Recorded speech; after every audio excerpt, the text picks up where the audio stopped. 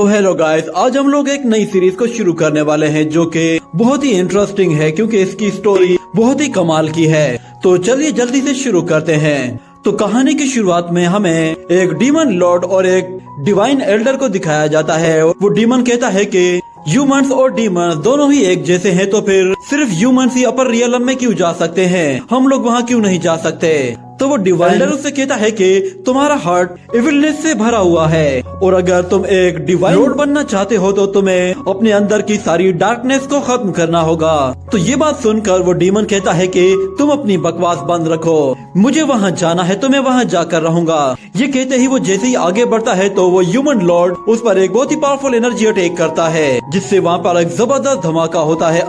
मगर वो human Lord देखता है कि वो डीमन आसपास कहीं नजर नहीं आ रहा। इतने में वो डीमन मौका देखते ही वहाँ से दूर लाइफ ऑफ व्हील की तरफ तेजी से आगे बढ़ रहा होता है, जिस पर ह्यूमन लॉर्ड उस लाइफ ऑफ व्हील का रास्ता बंद कर देता है और उसके आगे एक फॉर्मेशन क्रिएट कर देता है। मगर वो डीमन उस फॉर्मेशन से टकराते ही उसे तोड़ने की पूरी कोशिश करता है और फिर उस ह्यूमन लॉर्ड से कहता है कि तुम्हारी पावर अब बिल्कुल वीक हो चुकी है, इसलिए तुम अब मुझे नहीं रोक सकते। ये कहने के बाद हम देखते हैं कि वो डीमन आहिस्ता आहिस्ता उस फॉर्मेशन को तोड़ना शुरू कर देता है, जिस पर वो डीमन ह्यूमन लॉर्ड से कहता है कि एक दिन में इस लाइफ ऑफ व्हील को पूरी तरह से डिस्ट्रॉय कर दूंगा, जिसके बाद कोई भी डिवाइन लॉर्ड नहीं रहेगा। जिस पर ह्यूमन लॉर्ड कहता है कि ऐसा करने की हिम्मत भी मत करना। ये कहते ही वो उस फॉर्मेशन को दोबारा से रिपेयर कर देता है, पर इतने में अचानक वो डीमन वहाँ से गायब हो जाता है और उस ह्यूमन लॉर्ड के पीछे आकर अपना हाथ उसकी बॉडी के अंदर घुसा देता है, जिससे उसका काम वहीं तमाम हो जाता है। और वो डीमन उससे कहता है कि तुम इस फैक्ट से जान नहीं छुड़ा सकते कि हर तरह के सेंशिएंट बीइंग का एक शेडो होता है। और फिर हम देखते हैं कि वो फॉर्मेशन और वो व्हील ऑफ लाइफ पूरी तरह से डिस्ट्रॉय होना शुरू हो जाता है और ह्यूमन एल्डर खुद को स्पिरिचुअल एनर्जी में ट्रांसफॉर्म करके दो अलग हिस्सों में डिवाइड हो जाता है, जिस पर डीमन लॉर्ड कहता है कि तुम मुझसे भाग नहीं सकते। वो उस स्पिरिचुअल एनर्जी का पीछा करता है, मगर उसे पकड़ने की कोशिश में उसे बहुत ज्यादा दिक्कत का सामना करना पड़ रहा था। और वो उस ह्यूमन लॉर्ड से कहता है कि तुम्हारी स्पिरिचुअल एनर्जी दो हिस्सों में डिवाइड हो गई है, अब तुम चाहे जहाँ भी छुप जाओ मैं तुम्हें बहुत ही आसानी से ढूंढ लूंगा, चाहे इसके लिए कितना भी लंबा टाइम क्यों न लगे, मैं तुम तक एक दिन जरूर पहुँचूंगा। इतने में अचानक उस स्पिरिचुअल एनर्जी से आवाज आती है। वो डीमन लॉर्ड से कहती है कि तुम गलत हो। बात सीन शिफ्ट होता है और हमें एक बास्केटबॉल मैच को दिखाया जाता है, जहाँ पे एक लड़का बहुत सारे लड़कों के साथ बास्केटबॉल मैच खेल रहा होता है और वो एनर्जी वहाँ पे आकर उसकी बॉडी के अंदर चली जाती है। और दूसरी तरफ वो डीमन उस स्पिरिचुअल एनर्जी के सेकंड पार्ट के पीछे पड़ा हुआ होता है और कहता है कि अगर सभी बीइंग्स एक जैसे ही हैं तो फिर उनमें इतना भेदभाव क्यों है। ये कहने के बाद ये सीन यहीं पे ही कट हो जाता है। अगले सीन में हमें एक कैरेज को दिखाया जाता है, जिसके पीछे एक फॉर्मेशन एक्टिव होती है और कुछ लोग उसके पीछे पड़े हुए होते हैं और उस पर एरो से अटैक कर रहे थे। जिसके बाद हम उस कैरेज के अंदर का सीन देखते हैं। उसके अंदर एक लड़की होती है जिसने उन एरो से बचने के लिए वहाँ पे वो फॉर्मेशन एक्टिवेट की हुई थी, ताकि कोई भी एरो सीधा उनकी तरफ ना आ सके। और वो उन लोगों से जान छुड़ाने के लिए कुछ स्पिरिचुअल एरो अपनी फॉर्मेशन से रिलीज करती है, जिससे वो 2-4 लोगों को वहीं पे ही टपका देती है। और वहीं पे हमें एक और लड़की को भी दिखाया जाता है। वो उस पहले वाली लड़की से कहती है कि शिव बिंग, क्या तुम्हें पता चला कि ये लोग कौन हैं? तो शिव बिंग कहती है कि ये लोग पता नहीं कौन है, इन लोगों ने अपना चेहरा भी ढका हुआ है और इनके एरोस भी बिल्कुल नॉर्मल एरोस की तरह ही हैं। ये लोग सच में बहुत ही ज्यादा चालाक हैं। इन्हें पता था कि हमें इनकी एक छोटी सी गलती की वजह से भी इनको आइडेंटिफाई कर सकते हैं। इसके बाद हम एक और शख्स को देखते हैं जो कि उस कैरेज को चला रहा होता है। उसका नाम क्यू शेंग होता है। वो उन लोगों से कहता है कि मैं इन्हें तकरीबन 20 मिनट तक यूं ही इस जंगल में भटका सकता हूँ। मगर फिर उस कैरेज के अंदर मौजूद दूसरी लड़की कहती है कि नहीं, इसकी कोई जरूरत नहीं है। मैं जानती हूँ कि उन लोगों ने हर जगह हमारे लिए कोई ना कोई जाल बिछाया हुआ होगा। और हमें वहाँ पे एक लड़के को भी दिखाया जाता है जो कि बहुत ही ज्यादा डरा हुआ होता है और वो उस लड़की होंगी से कहता है आखिर ये लोग कौन है और ये हम पर हमला क्यों कर रहे हैं। तो होंगी उस लड़के से कहती है तुम घबराओ मत, मैं तुम्हें बिल्कुल सही सलामत घर तक पहुंचा दूंगी। और फिर वो लड़की कहती है कि मेरा बाइशी किंगडम तो हमेशा दूसरे किंगडम्स के साथ अपने ताल्लुकात अच्छे बनाकर रखता है, तो फिर ये कौन लोग हैं? और हमारा ट्रायल भी तो एक तरह का सीक्रेट था, उसके बारे में किसी को कैसे पता चल सकता है? मुझे लगता है कि शायद इसके पीछे जरूर किसी अपने का हाथ है। कोई ना कोई ऐसा है जो कि हमारे दुश्मनों के साथ मिला हुआ है। और दूसरी तरफ हम उन मास्कमैन को देखते हैं, उनका लीडर दो लोगों को आगे जाने के लिए कहता है तो वो दो लोग अपने घोड़ों पर तेजी से उस कैरेज से आगे निकल जाते हैं और आगे जाकर एक रस्सी दो दरख्तों के साथ बांध देते हैं ताकि वो लोग उस कैरेज को रोक सकें। और हम देखते हैं कि वो कैरेज उस रस्सी से टकराते ही उलट जाती है, जिसकी वजह से उसके अंदर मौजूद जितने भी लोग होते हैं वो सब के सब जख्मी हो जाते हैं। और वो सारे मास्कमैन एक जगह आकर खड़े हो जाते हैं और उनका लीडर कहता है कि जाओ और जाकर उस डिवाइन मास्टर को खत्म कर दो। ये कहते ही वो सब लोग उसकी तरफ आगे बढ़ते हैं, मगर इतने में उस कैरेज से होंग्यू बाहर निकलती है और आते साथ ही उन वॉरियर्स पर अटैक करके उन्हें वापस पीछे धकेल देती है।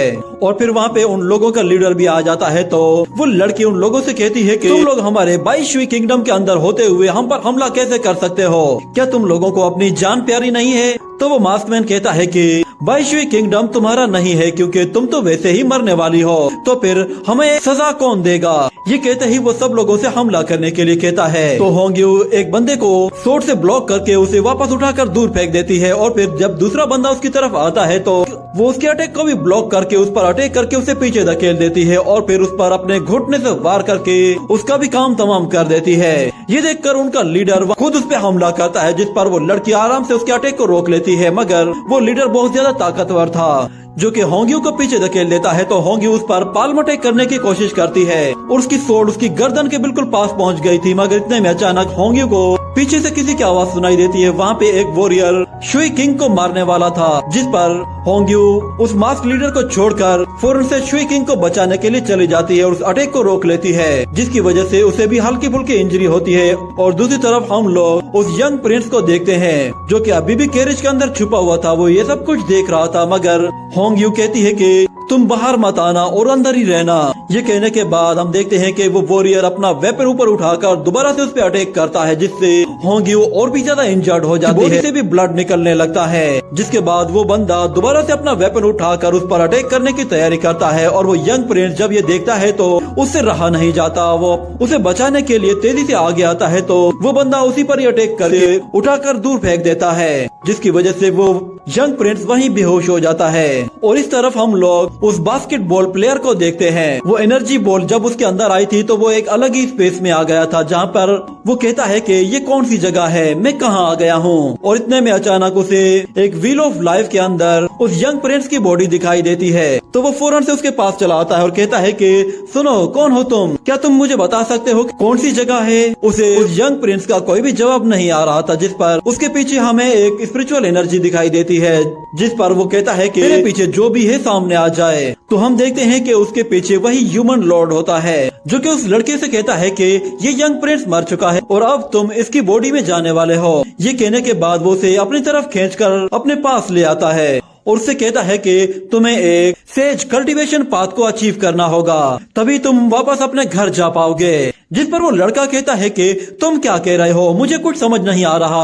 ये कहते हैं ह्यूमन लॉर्ड उसे उस व्हील ऑफ लाइफ में दे मारता है, जिस पर वो उस व्हील ऑफ लाइफ को तोड़ते हुए उसकी दूसरी तरफ निकल आता है और ह्यूमन लॉर्ड एनर्जी फॉर्म में कन्वर्ट होके सीधा उसकी बॉडी के अंदर चला जाता है। और हम देखते हैं कि उसकी एनर्जी उसके एक हाथ में एक जगह लॉक हो जाती है और उसकी सोल उस यंग प्रिंस की बॉडी में आ जाती है, जिसकी वजह से वो यंग प्रिंस दोबारा से जिंदा हो जाता है। ये देखकर वो मास्कमैन भी हैरान हो जाता है कि इसके साथ जरूर कुछ गड़बड़ है। ये कहने के साथ वो यंग प्रिंस बहुत ही तेजी के साथ एक एक करके उन सभी मास्कमैन को डिस्ट्रॉय करते हुए तेजी से आगे बढ़ता है और एक ही झटके में सबका काम तमाम कर देता है। कहता है कि ये मैं कहाँ आ गया हूँ। ये कहते ही वो वहीं पे ही बेहोश होकर गिर पड़ता है, जिसके साथ ही ये सीन यहीं पे कट हो जाता है। अगले सीन में हम लोग उसकी बास्केटबॉल को देखते हैं। उसे बास्केटबॉल की आवाज सुनाई दे रही थी, मगर हकीकत में वो उसकी दिल की धड़कन थी।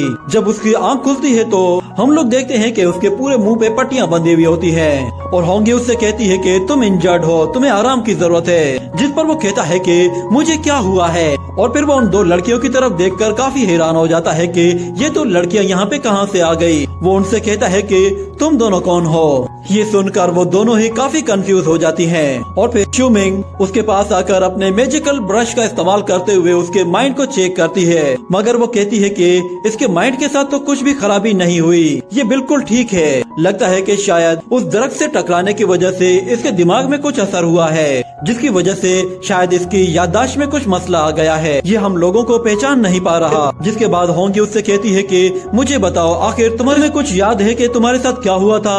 तो वो लड़का उन लोगों से कहता है कि पहले मुझे ये तो बताओ कि मैं कौन हूँ। तो शू मिंग उससे आकर कहती है कि तुम लुओ ली हो, क्या तुम्हें अपना नाम भी याद नहीं है और तुम हमें कैसे भूल सकते हो? मगर फिर होंगी कहती है कि लगता है कि इसे सब कुछ बताना पड़ेगा, मगर शायद इसे रिकवर करने में थोड़ा सा टाइम भी लगेगा। तो होंगी उसे बताती है कि तुम मुझे होंग्यू कहकर पुकारोगे क्योंकि मेरा नाम होंग्यू है और इस लड़की का नाम शुई मिंग है और ये तुम्हारी डिवाइन मास्टर है। और जो बंदा उस कैरेज को चला रहा है उसका नाम क्यू शेंग है, जो कि हमारे मेंशन का कैरेज ड्राइवर है। ये सुनकर लियो कहता है कि क्या मेंशन? आप किस तरह के मेंशन की बात कर रही है? तो शुई मिंग उसे बताती है कि हमारा बाई शुई किंगडम, जिसमें कुल मिलाकर 800 स्टेट्स हैं, वो उसे उसके बारे में बता रही होती है कि इतने में अचानक लियो के सिर में दर्द होने लगता है। और दूसरी तरफ शुई मिंग सोच में पड़ जाती है कि कहीं उस अटैक की वजह से इसके दिमाग पे कोई असर तो नहीं हुआ। और इस तरफ होंग्यू कहती है कि मुझे लगता है कि आगे रास्ते में जाल बिछे हुए होंगे, इसलिए हमें वापस पैलेस की तरफ जाना चाहिए क्योंकि वो लोग बहुत ही ज्यादा खतरनाक हैं। जिसके बाद वो लियो से कहती है कि जब तुम इंजर्ड हुए थे उसके बाद से तुम पूरा दिन नींद में थे और अभी जाके तुम्हें होश आया है। लगता है कि हमारे सीक्रेट ट्रिप के बारे में किसी ने पहले ही हमारे दुश्मनों को इन्फॉर्म कर दिया था। और वो लियो से कहते हैं कि हमें माफ कर दो, हमारी वजह से तुम्हें इतनी तकलीफ का सामना करना पड़ा। मगर लियो कहता है कि इसमें कोई मसला नहीं, मैं वैसे भी डरता नहीं हूँ। तो होंग्यू कहती है कि तुम्हें क्या खतरे से डर नहीं लगता? और दूसरी तरफ मिंग सोच में पड़ जाती है और कहती है कि मुझे कुछ समझ में नहीं आ रहा, इसकी बॉडी से जो एनर्जी निकल रही थी उससे तो ऐसा लग रहा था कि जैसे वो कोई डिवाइन ड्रैगन की एनर्जी हो। जिस पर वो लियो से कहती है कि अच्छा, तो मुझे अब समझ में आया कि तुम मार्शल आर्ट की प्रैक्टिस क्यों नहीं करते। असल में तुम छुप कर प्रैक्टिस करते होगे। तुमने तो ऐसी टेक्निक प्रैक्टिस किया हुआ है जिसे कोई सेज भी प्रैक्टिस नहीं कर सकता। तो सेज का सुनकर लियो कहता है कि ये सेज क्या होता है? क्या इस तरह के डिवाइन बीइंग अभी भी एग्जिस्ट करते हैं? तो होंगी उसे बताती है कि इस दुनिया में हर शख्स कल्टीवेशन करता है या फिर स्पेल्स और टेक्निक की मदद से खुद को स्ट्रॉन्ग बनाता है, और वो बंदा जो कि अल्टीमेट कल्टीवेशन लेवल को अचीव कर लेता है वो एक सेज कहलाता है। और लियो को याद आता है कि जब वो इस दुनिया में आ रहा था तो उस एल्डर ने उसे कहा था कि उसे अपने कल्टीवेशन पाथ को चूज करके एक सेज में ट्रांसफॉर्म होना है, वरना वो अपने घर वापस कभी भी नहीं जा पाएगा। जिसके बाद वो कहता है कि असल में मेरे पास कोई सेज पावर नहीं है, मैंने तो बस एक एल्डर से मदद ली थी। जब मैं बेहोश हो गया था उस वक्त मेरे पास एक एल्डर आया था, उसने मुझे कहा था कि मेरे अंदर बहुत ही खास टैलेंट है और मुझे उसे हर हाल में कल्टीवेट करके अपने आप को पावरफुल बनाना चाहिए। उसकी ये बातें सुनकर वो दोनों लड़कियां बिल्कुल हैरानी से उसे देख रही होती हैं, जैसे लियो ने उनके सामने कोई बचकानी बात की हो। मगर वो उसका मजाक ना उड़ाते हुए उसका हौसला बढ़ाते हैं और कहते हैं कि ठीक है, तुम सही कह रहे हो, तुम्हें सबसे ज्यादा स्ट्रॉन्ग बनना चाहिए, मगर उसके लिए तुम्हें अपनी किस्मत से लड़ना होगा। और फिर वो शुई बिंग से कहती है कि जरा इसे समझाओ। तो शुई बिंग उसे समझाते हुए कहती है कि हम लोग जिन टेक्निक्स की बात कर रहे हैं वो सब की सब ह्यूमंस के जरिए बनाई गई हैं, मगर डिवाइन ड्रैगन स्पेल उसे ह्यूमंस ने नहीं बनाया, बल्कि वो कुंडलुन में मौजूद एक माउंटेन के पास एक ट्री से बिलोंग करती है, क्योंकि वो ट्री हेवन एंड अर्थ का एसेंस एब्जॉर्ब करता है। और फिर 36,000 साल गुजरने के बाद उस दरख्त में एक फूल खिलता है। उसकी खुशबू इतनी ज्यादा होती है कि वो कई हजार मील दूर तक भी स्मेल की जा सकती है, और उसकी खुशबू की वजह से न जाने कितने लोग इसकी तरफ खींचे चले आते हैं। मगर फिर वो फ्रूट्स अपने आप ही उस दरख्त से गिरकर एक एंशिएंट बीस्ट में ट्रांसफॉर्म हो जाते हैं। ये कहने के बाद अगले सीन में हम लोग लियो को एक स्पिरिचुअल वर्ल्ड के अंदर देखते हैं। उसके सामने एक बहुत बड़ा पैलेस होता है जिसे वो डिवाइन ड्रैगन स्पेल का नाम देता है और कहता है कि यकीनन इस टेक्निक का कोई भी मुकाबला नहीं कर सकता। अगर मैं इस टेक्निक को मास्टर कर लूं तो हो सकता है कि मैं इतना पावरफुल बन जाऊं कि मैं वापस से अपने टाइम एंड स्पेस में ट्रेवल कर पाऊं। ये कहने के बाद वो जैसे ही आगे बढ़ता है तो हम देखते हैं कि वो अपने कल्टीवेशन लेवल के फर्स्ट लेवल की तरफ आगे बढ़ जाता है, जिसमें हमें उसके पीछे एक कल्टीवेशन व्हील दिखाई देता है जिसमें एक रिंग एक्टिवेट होता है। और फिर अगले सीन में हमें दिखाया जाता है कि वो लोग रात के वक्त एक जगह ठहर कर आराम करते हैं, मगर वहीं पे लियो अभी भी कल्टीवेशन कर रहा होता है। वो हर हाल में अपने फर्स्ट लेवल बॉडी कल्टीवेशन को अचीव करना चाहता था और देखते ही देखते अचानक उसकी बॉडी से बहुत ही ज्यादा एनर्जी निकलती है, जिस पर शू बिंग भी हैरान रह जाती है और वो कहती है कि इसने फर्स्ट लेवल को क्रॉस करके सेकंड लेवल में एंट्री ले ली है, जिस पर होंग यू भी हैरान रह जाती है कि आखिर इतना जल्दी इसने फर्स्ट लेवल को कैसे क्रॉस कर लिया। मगर उन लोगों को एक बात की टेंशन सता रही थी कि अगर एक मर्तबा डिवाइन ड्रैगन स्पेल के बारे में सबको पता चल गया तो वो सब इसके पीछे पड़ जाएंगे।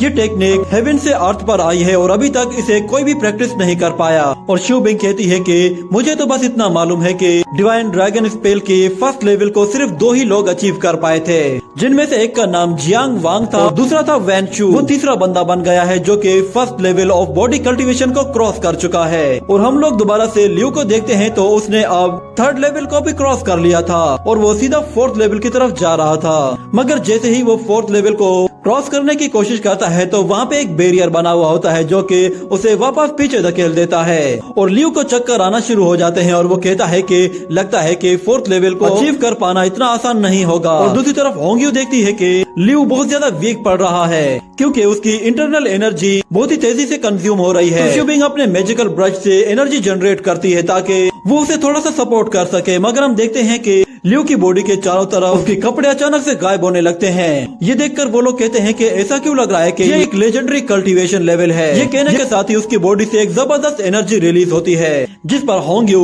शू बिंग से कहती है कि क्या ये कोई सच में लेजेंडरी कल्टीवेटर है। और दूसरी तरफ लियो जैसे ही होश में आता है तो वो कहता है कि लगता है कि मैं फोर्थ लेवल को इतनी आसानी से अचीव नहीं कर पाऊंगा। ये कहने के साथ ही ये एपिसोड यहीं पे ही एंड हो जाता है।